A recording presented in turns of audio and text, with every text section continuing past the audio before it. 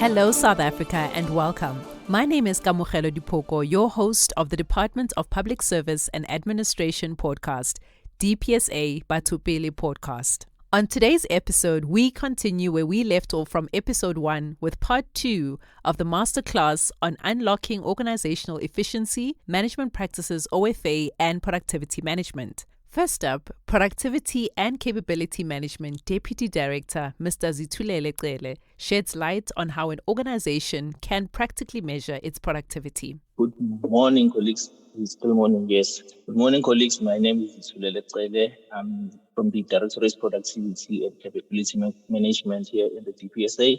I'm going to take you through a very brief presentation on the productivity management framework. In preparing this presentation, I had to strike a balance between not really subjecting people that have already had this presentation before to the same presentation, but at the same time, we want to make sure that those that have never had this understand what is productivity before we go to the practical side of things or the experiences that are going to be shared by my other colleagues. This is just the legislative mandate that governs the productivity management framework. As you can see, it's the Constitution, Public Service Act, and Public Service Regulations. I'm not going to dwell deep into it. Mr. David spoke to the macro environment that is affecting how we operate in the public service. These are all the factors in the macro environment that actually, and when you look at all these factors that are affecting the availability of resources, affect the availability of resources that we are using in the public service. It then calls on us as public servants to adopt strategies, activities, as well as behaviors that will really enable us to stretch the resources that we have as much as possible. In terms of the definition of what productivity is, it is basically, in a nutshell, it is a measure of how effectively and how efficiently we as public servants are using the resources that are entrusted into us to provide quality public goods as well as services to the citizens that we serve as public servants. This framework is really about making sure that as public servants we have an understanding and a common definition of what public service productivity is, as well as we have also a tool that has been developed that is used to measure productivity, that is accompanying the framework. And then we also talk about how to manage public service productivity, because at the end of measuring this, you need to know how to manage it. Ultimately, we want to have improved public service productivity as well as increased organizational efficiency and effectiveness in the public service. Okay, in terms of the multi-factor approach to measuring productivity, at the inception of the framework, research was done on a number of approaches to measuring productivity, and this is the one that was found to be relevant for the public service. The multi-factor approach basically takes the multiplicity factors that affect quantity as well as quality dimensions that affect productivity, and then it groups them into three main core factors. Those core factors, as you can see them there, they are labor, they are operations, as well as performance. So when we actually do the measurement of productivity, we take each of those core factors and we break them down into indicators and then measure how the department is doing in performing those indicators. Like we look at things like under labor, we look at things like the cost of labor, the absenteeism, as well as the vacancy rate, as well as how the department is doing in terms of skills development. There are indicators that we would like to measure which are not available on the annual report, such as presenteeism. As the tool needs to be tested, needs to be developed and be approved for that. Under operations, we look at operating environment. We look at how the department is doing in terms of the implementing of the operations management building blocks that we all know. But if you do not know them, you must attend the session tomorrow. You will understand what are the operations management building blocks. We look at how the department is doing implementing the sector-specific norms and standards.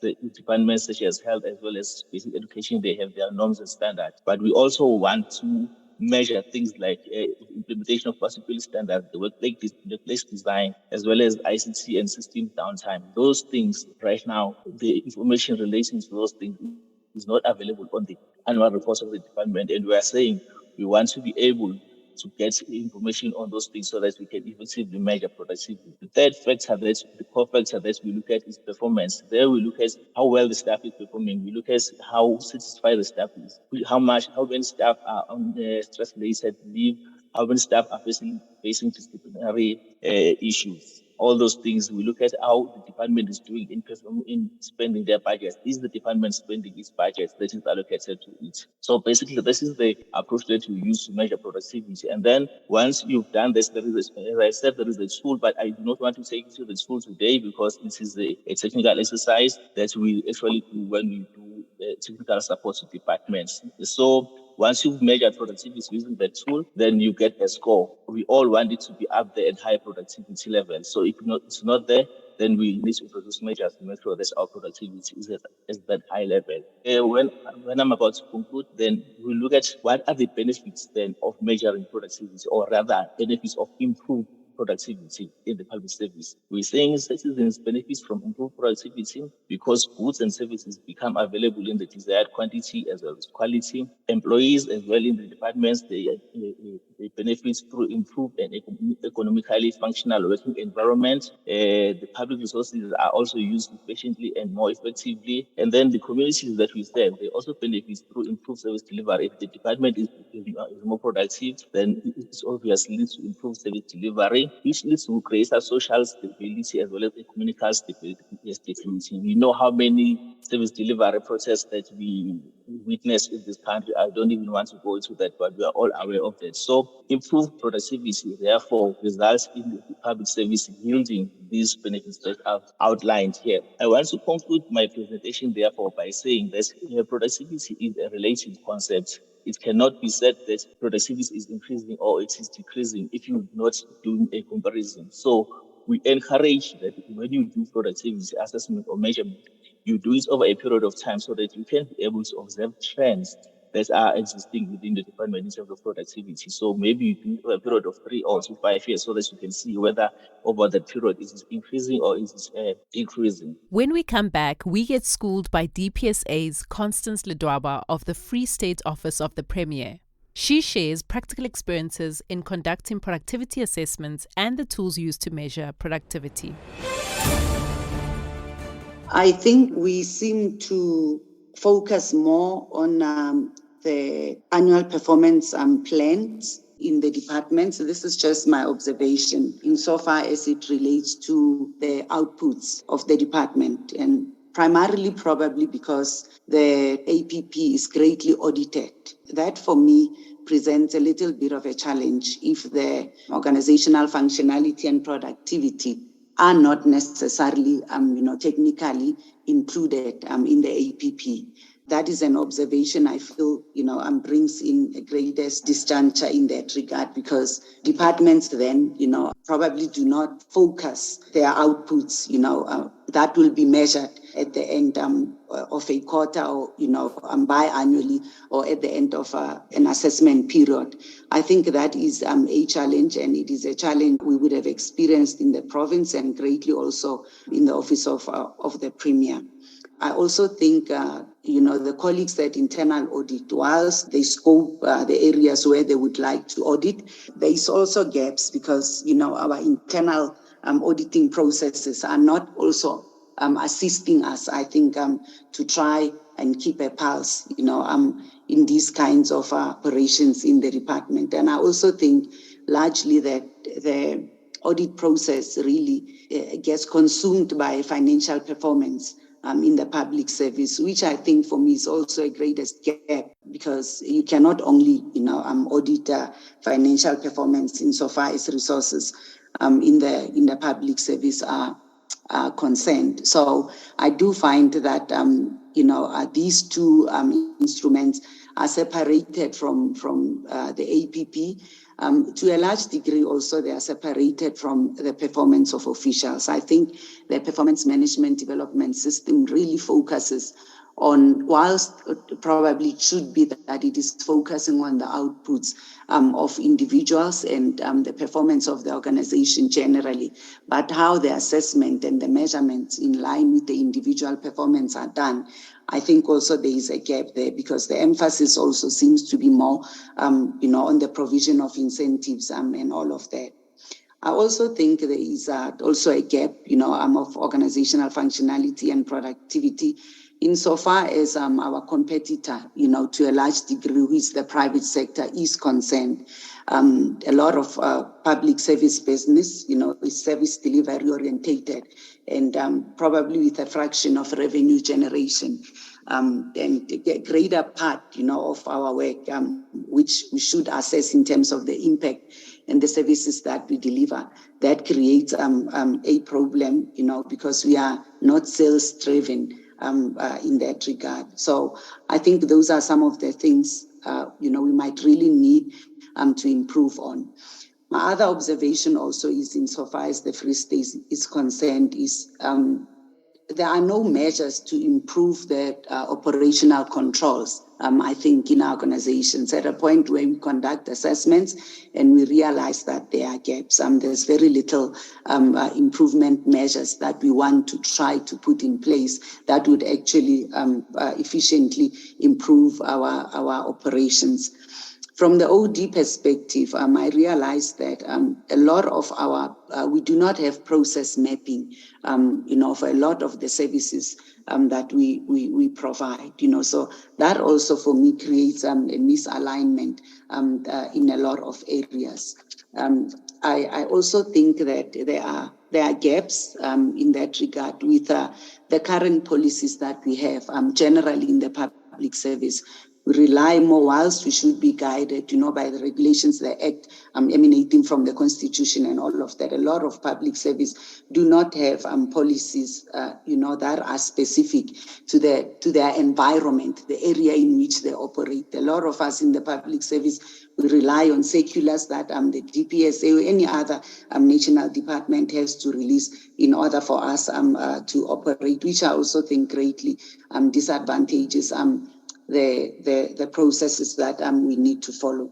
But probably my last comment on the presentations today, and that I hope colleagues, I know this is work in progress, that we can engage on to try and see how we can improve, is in terms of the productivity management. We have been a greater part of the colleagues when at DPSA, when they've been piloting the productivity measurement. But I also think in line with the presenter just now, there is a slide where they made a ratio and percentage, of productivity elements insofar as they relate to process maps and labor and performance. That I think I've made reference to earlier on, is that a lot of our labor regulations are not observed in the public service. This is my observation.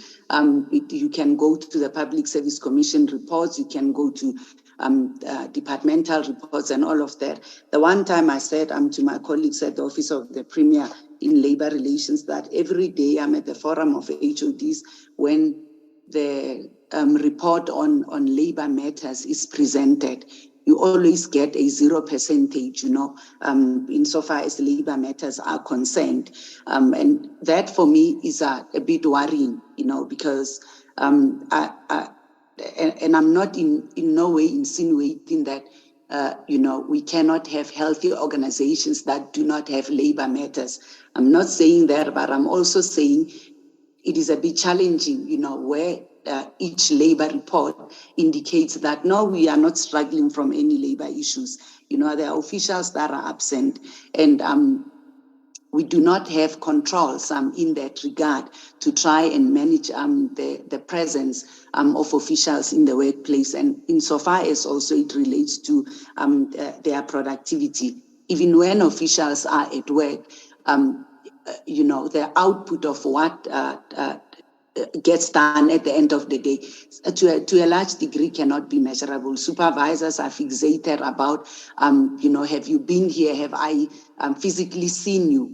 But without really actually engaging the content of the work that you need to produce for a day. So these, for me, I think are challenges that collectively in the public service we might have to look at to try and improve insofar insofar as the productivity in the public service is concerned. We are now in a integrated public service month, where we are trying, to rededicate public servants to try, and recommit to the work that they need to do, which actually should be something that we do the whole year, there is areas of dedicated focus where we want to try and see public servants go and accelerate the work that they need to do in terms of provision of services to our communities. We are now looking at improving service delivery in our two-song service centers. Can 1 month really make a difference? I'm not really so sure. We know all these key service delivery points where there are challenges all the time. And when we go back and check, there might be resources, and human capital is also one such a challenge of human resources. But the officials that have to provide services in those centers, are they productive? And how are we measuring their productivity insofar as those institutions or service centers that they need to deliver services in their respective areas? Chair, maybe let me pause here.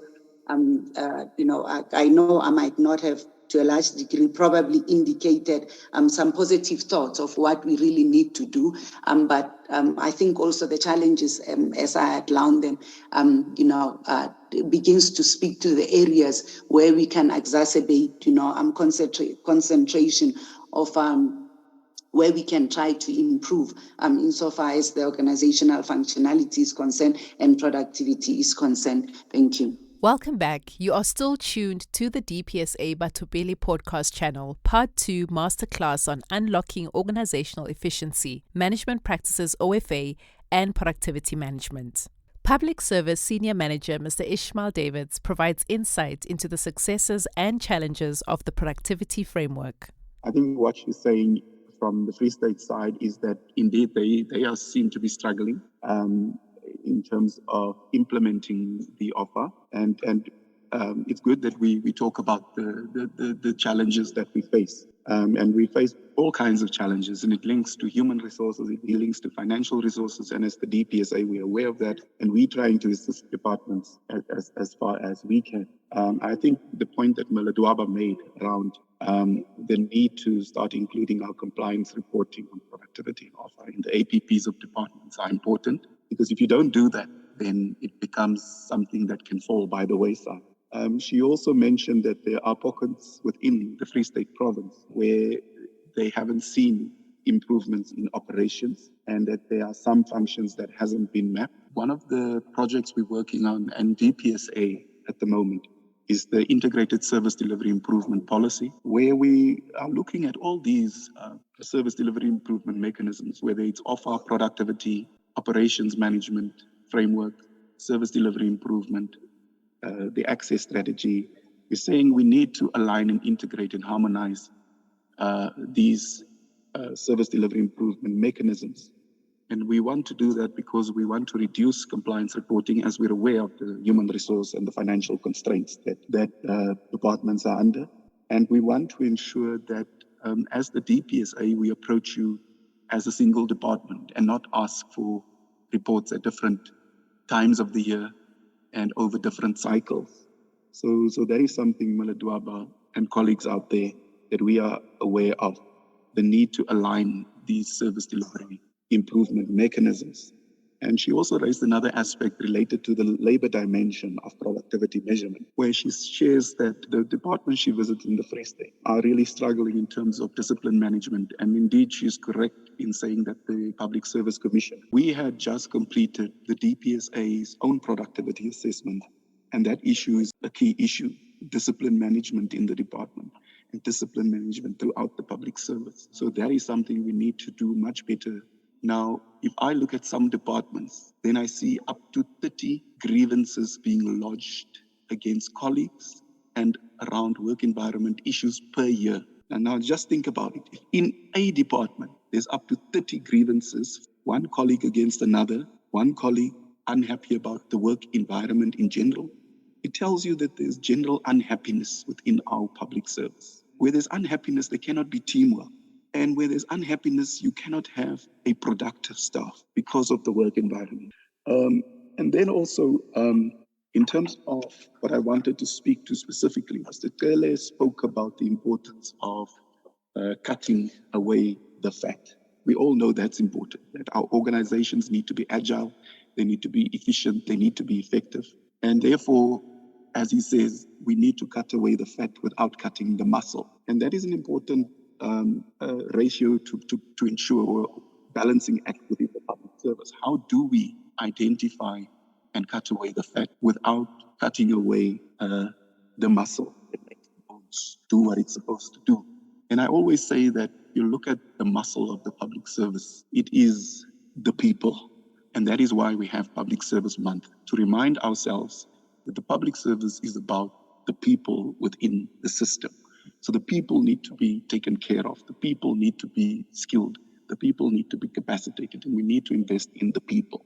Because if you don't do that, then that important resource, the best kept secret of the public service being its 1.2 million people, will not be efficient, effective, and therefore productive. So I think that is what the take home from Mr. Kele's presentation, that we identify and we deal with the frills, but we stick to ensuring that we invest in our people, that we recognize our people as our most important and valued resource. In terms of the broad successes and the challenges we're facing with the productivity assessment, I will just highlight a few. And I see on the screen there's a number of questions for the speakers, and we won't have enough time today, but we will deal with those questions in the report on this webinar. And I will just share some of the successes, some of the challenges, and as you see from Mr. Kele's presentation, he did fly to our contact details. You're more than welcome to do submissions to us, whether it's requesting technical support in terms of doing a productivity assessment, or whether it's in terms of us just coming and doing some advocacy work in your departments around the importance of both OFA and productivity. I think one of the first success factors or successes I want to highlight is the fact that we have a framework in place. We have an approved framework in place, and we have developed this framework through a completely participatory process, where we've had over 50 national and provincial government departments making submissions on the framework. We even had metropolitan municipalities making submissions. Because remember, the productivity is not just a public service concern, it's a public administration concern. All three spheres of government need to use resources, as the Constitution says, in an economic. We even had our union federations part of the framework development process. Remember, we had COSATU there, we had FEDUSA there, representing the interest of the workers, the public servants, because there's this tendency to think that if you talk productivity, you talk about reducing labor input. So COSATU and FEDUSA were part of that initial development of the framework, because they wanted to ensure that we don't give the workers, the employees, the short end of the stick by focusing only on reducing the input aspect of productivity. And also an important success, I think, was that we developed the framework and the measurement tool as we were implementing it. So we were running a number of pilots as we were developing the instrument. So it was sort of an action reflection scenario. And these approaches to developing policies and to developing measurement tools, you don't see often in the public service, because the public administration system, as you all know, is very conservative. In as much as we talk about innovation and the future of work, we are very much a conservative. And so we were able to introduce something more than just qualitative and quantitative types of research. We were able to do action research and learning by doing. I think that is a success factor. That something that you don't often see is innovation in terms of your research methodologies or your evidence collection methodologies. We have done over 40 assessments. Now, you may say that is a little drop in the ocean, but the important thing about the 40 assessments is that every time we assess a department, the measurement tool becomes stronger.